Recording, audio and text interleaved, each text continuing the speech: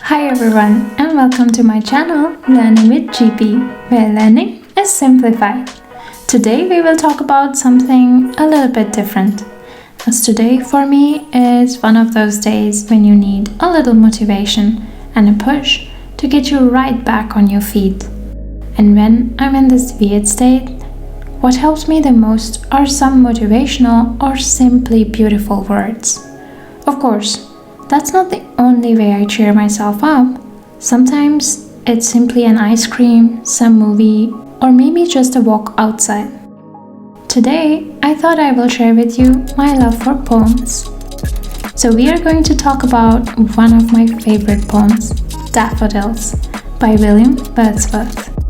I will walk you through the verses of the poem and try to understand and simplify the emotions that are being conveyed.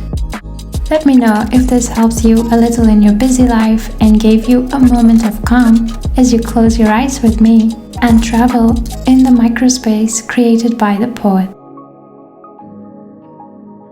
This is one of the first English poems that my late grandfather and I read together, and he deconstructed every little piece of this poem and made it one of my favorites. My grandfather was my biggest supporter and my inspiration. Okay, so without further ado, let's get started. Sometimes in life things don't work the way you want them to, or you could simply be feeling down due to bad weather, no sun, redundant activities, or any other reason. This poem is a perfect way to cheer yourself up, just as Wordsworth did. Since summer days are not everywhere full of sunlight, or if you're listening to it in the winter, then not everywhere winter days are full of bright snow. In some places, winter could simply mean days and days of grey overcast skies and incessant rains. To all those people, Wordsworth gives you this treat to close your eyes and walk with him as he wanders alone through the hills and meadows, just as a cloud with the wayward wind, melancholic and pensive, dejected and empty. It was in this moment that he came across a swarm of daffodils by the side of the lake under the shade of a tree, swinging in sync with those wayward winds.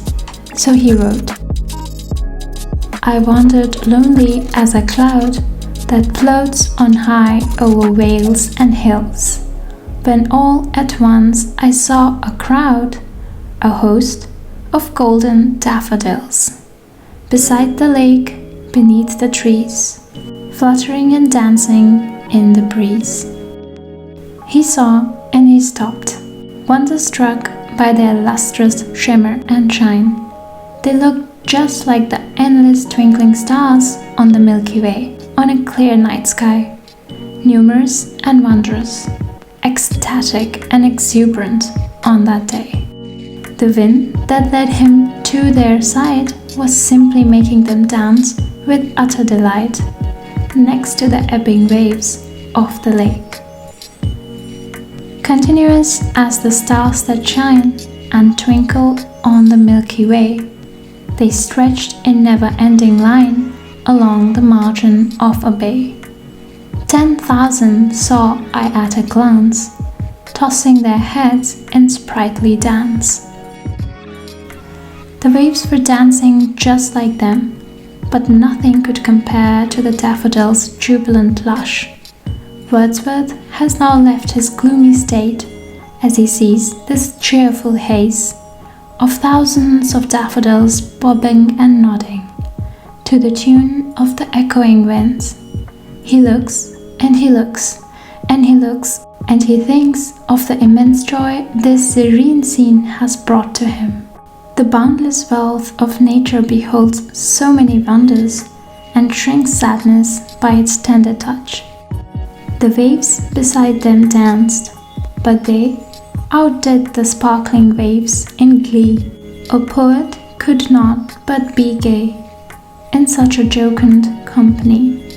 I gazed and gazed, but little thought what wealth the show to me had brought.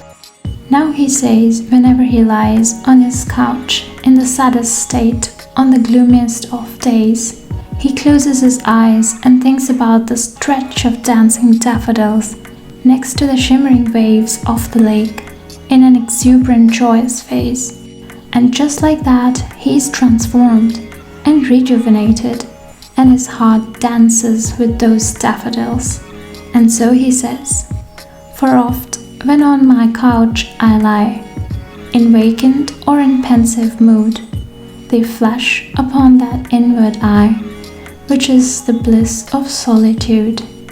And then my heart with pleasure fills, and dances with the daffodils." I hope my little interpretation of this exceptionally beautiful poem made your day a little more positive. Just like Wordsworth, I think it's very important and helpful when feeling down to take a walk and simply be in awe of the nature. You will be surprised how the most simple things can cheer you up. Sometimes simply watching a small kid running around in the park, trying to walk, falling, and doing it all over again might give you that little nudge that you were missing today. I would love to know if this little poetry helped you relax in some way, and also if you would like me to talk about your favorite poem. I will be happy to do so. So see you soon. Bye.